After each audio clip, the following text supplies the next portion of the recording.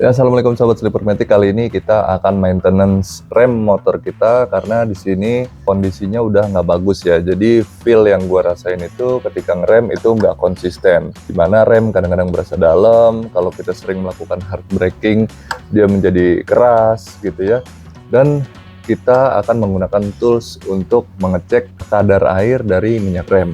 Ya, semakin tinggi kadar air dalam minyak rem, pastinya akan semakin tidak bagus untuk performa pengereman. Dan kali ini kita beli alat ini untuk kita uji berapa kadar air yang ada di minyak rem.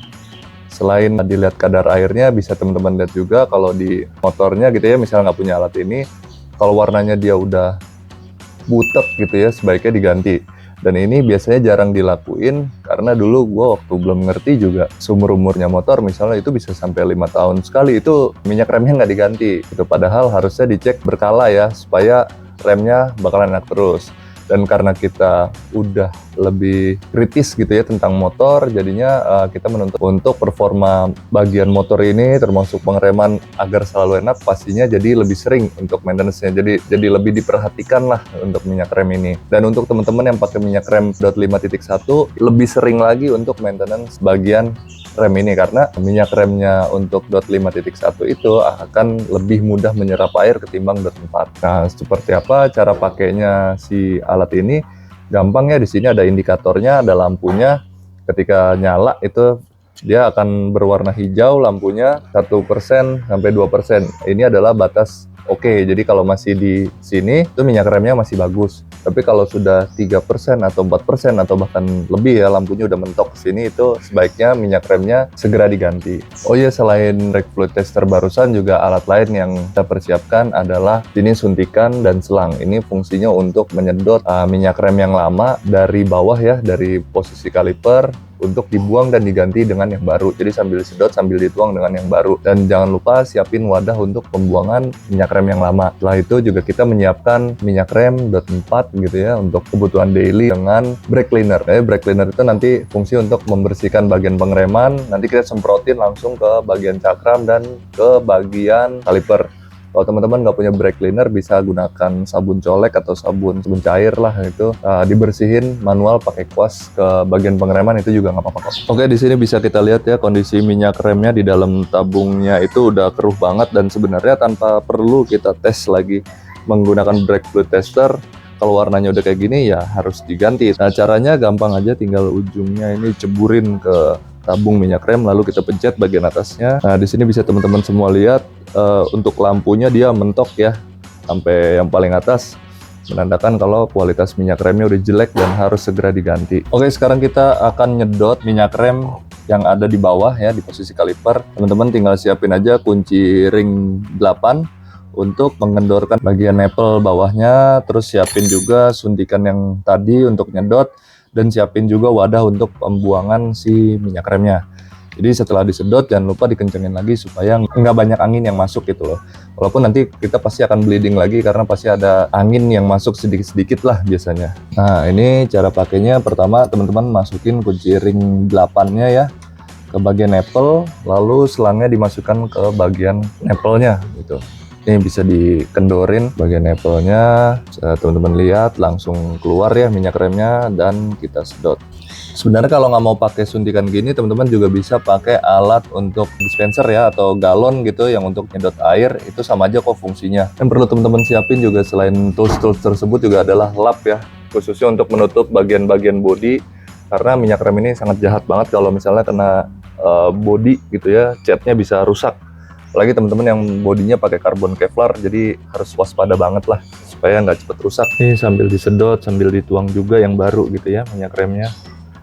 Lakukan secara berkala sampai minyak rem yang disedot itu udah nggak ada lagi yang keruh. Nah, ini kelihatan ya, bisa teman-teman lihat semua nih di sini sekarang minyak rem yang kesedot itu dia udah bening. Kalau tadinya kan keruh banget tuh. Nah, ini sekarang sudah bening. Berarti minyak rem yang lama udah kesedot semuanya. Sekarang tinggal kita tutup dan kita pompa dari master atas. Nah, ini adalah wadah yang gue pakai untuk menampung minyak rem ya. Ini teman-teman bisa pakai apa aja lah, mangkok bekas atau di sini gue pakai tutup ember gitu. Yang penting bisa buat nampung si minyak rem bekasnya.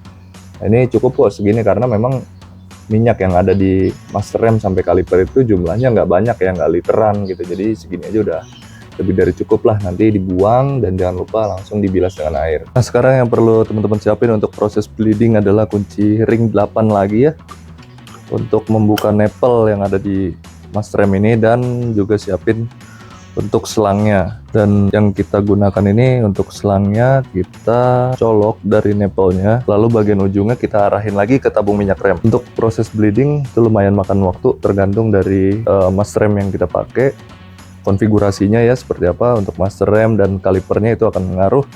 Kalau si master remnya kekecilan sedangkan piston kalipernya dia besar-besar, pasti biasanya makan waktu lebih lama. Caranya pertama kan kita kan nggak ada tahanan gitu ya di sini, ngelos kayak kopling.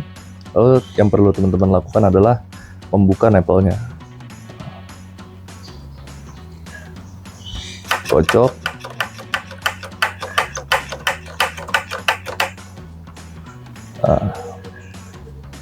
lakukan seperti itu. Jadi ditahan, saya tutup, buka lagi.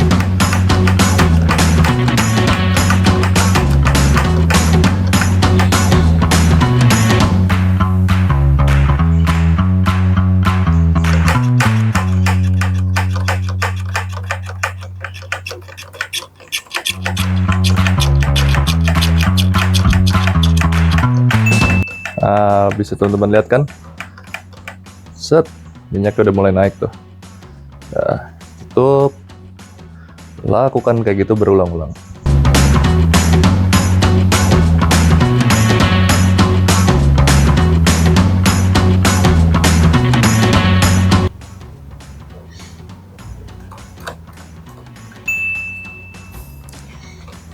Nah, ini udah oke ya, jadi udah balik pressure-nya. Bisa teman-teman lihat semua, remnya udah nggak kayak kopling lagi. Ini tinggal kita tambahin atau kita tuangin lagi minyak rem yang ada di sini ke tabung. Tapi kalau teman-teman kurang yakin, bisa dilakukan bleeding lagi ya, sampai kira-kira feel-nya enak. Dan ketika kita kendorin, ini posisi kita tahan, dia pasti akan ngempes. Tuh. Set, balikin lagi, kencengin. Nah. Kalau udah nggak ada perubahan, berarti ini udah maksimal ya bleedingnya.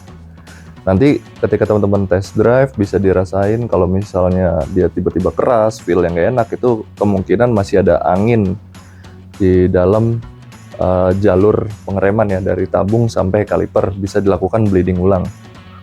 Nah, untuk proses ngencengin si nipple ini buat teman-teman yang baru pertama kali pengen bleeding, ini jangan kenceng-kenceng ya teman-teman. Jadi sekedar dia rapet aja, karena kalau sampai kekencengan ini patah, waduh repot sih, harus ke tukang bubut. Pastiin nipple-nya semua udah kenceng, baik yang di master rem ataupun di kaliper. Dilap lagi. Si minyak remnya jangan lupa dipasang lagi untuk nipple-nya pada bagian master. Oh iya, ini sekarang tabungnya kan baru ya, kita akan uji dengan brake fluid tester. Sekarang lampunya harusnya sudah di angka 1 dan 2% ini. Oke, langsung aja kita nyalain.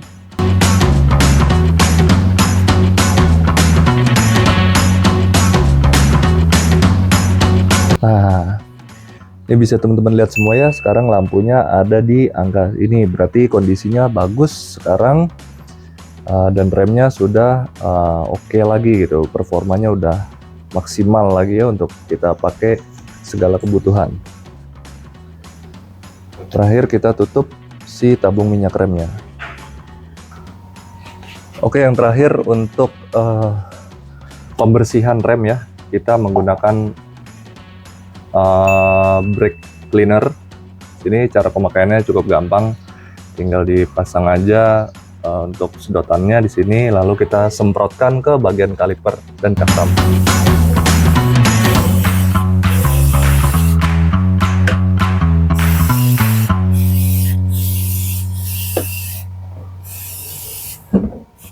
Oke, kurang lebih kayak gitu doang cara pakainya, cukup simple. Kalau teman-teman pengen lebih rapih lagi, bisa sekalian dicuci ya motornya supaya bersih, rapih, dan nggak ada minyak-minyak rem atau kotoran yang tertinggal atau residu-residu yang berantakan ke pelek, itu sekalian kita bersihin dengan mencuci motor.